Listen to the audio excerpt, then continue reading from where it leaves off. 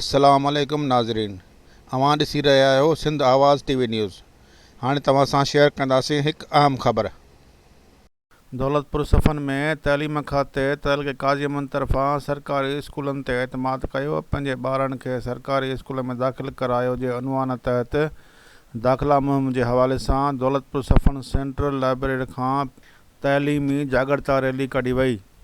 रैलीअ में Daulatpur सफ़न primary school, Mehboob Shah मोहल्ला, government primary school Chhar, government primary school main Daulatpur campus जे उस्तादनि ऐं district education officer primary Masood Ahmed Sehto, तहलके education officer primary Mohammad Amin Israil Dahri, PTLF ज़िले अॻवान Asghar Ali Dahri, IBA head master Shaukat Malla, Zubair Lakho, degree college Daulatpur Safan professor Irshad Ali Otho, Taleem Bachao action committee जे अॻवाननि रांझाणी समेत स्कूलनि जे सवें शागिर्दनि, शहरियुनि, वालिदैन ऐं सहाफ़ियुनि शिरकत कई।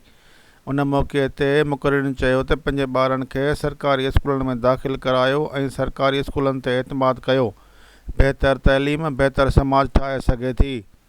हिननि चयो त वधि में वधि पंहिंजा ॿार सरकारी स्कूलनि में दाख़िल करायो, छो त सरकारी स्कूलनि में किताब मुफ़्त मिलनि था ऐं मयारी तइलीम पिणु ॾिनी वञे थी। इहो तहलका एजुकेशन ऑफिसर साईं मोहम्मद अमीन डायरी साहब, PTLF जे तमामु साथियुनि, IBHM जे तमामु साथियुनि ऐं ॿियनि उस्तादनि ही जागरता रैली कढी आहे। बाशऊर माण्हू, चाहे मीडिया सां तालुक़ु रखे, चाहे उस्ताद हुजे, हारी हुजे या ज़मींदार हुजे, हर हिक खे असांखे गौर करणो पवंदो, सोच करणी पवंदी त असांजी सिंध खे संभालण लाइ सिंध जे तइलीमी जो रेशो घटि आहे ॿियनि सूबनि जे भेट में। इन खे वधाइण लाइ असांजे जेके बि शागिर्द ॿिया स्कूलनि खां ॿाहिरि आहिनि, उन्हनि खे पंहिंजे सरकारी स्कूलनि में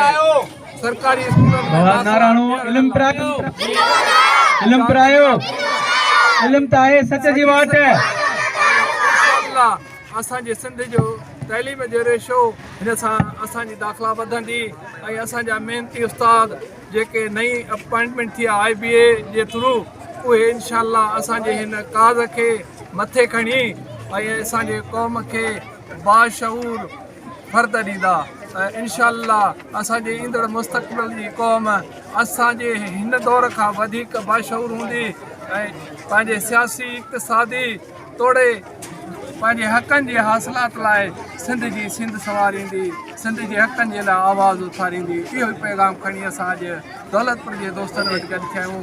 उमेद त असांजे हिन मिंसमेड़ जे काफ़िले खे मोट ॾींदा ऐं पंहिंजे गुलड़नि जहिड़नि ॿारनि खे पंहिंजे इदारनि में दाख़िल कराईंदा ऐं पंहिंजे क़ौम खे संवारींदा। महिरबानी। असां गॾोगॾु ऐं वालिदैन खे बि गुज़ारिश कंदुसि त महिरबानी करे असांजे स्कूलनि ते सरकारी स्कूलनि ते एतमाद कयो ऐं असांजे स्कूलनि में तव्हां पंहिंजा ॿार दाख़िल करायो।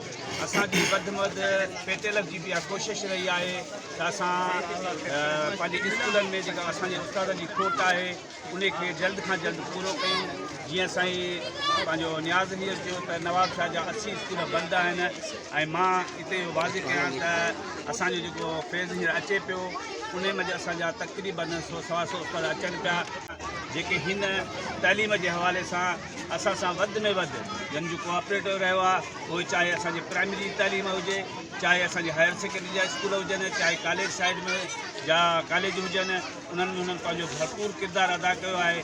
मां उन्हनि जो बि शुक्रगुज़ार आहियां। अॼु जी रैली तइलीम ऐं असांजे इंतिहाई बाकिरदार सरगर्म तहलका एजुकेशन ऑफिसर साईं मोहम्मद अमीन इसराइल डायरीअ खे बि मां जस्तो ॾियां रैलीअ में, जंहिं पंहिंजे तहलके में बहितर अंदाज़ सां तइलीम जे लाइ कमु कयो आहे।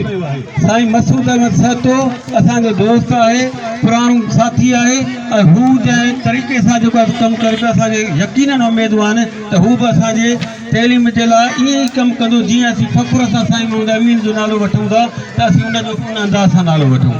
असांजूं प्रेस क्लबूं, असांजी सहाफ़त तव्हां सां गॾु हूंदी, तइलीम सां गॾु हूंदी, तइलीम ते नो कंप्रोमाइज़। जेको सुठो कमु कंदो, सुठो ऑफिसर बहितर अंदाज़ सां कमु कंदो, असीं उनखे निमी सलाम कंदासूं। पर जेको असांजे इदारनि में करप्शन कंदो, बदयानती सां कमु कंदो असां कॾहिं बि उन सां उनजे कतार में गॾु न बीहंदासूं।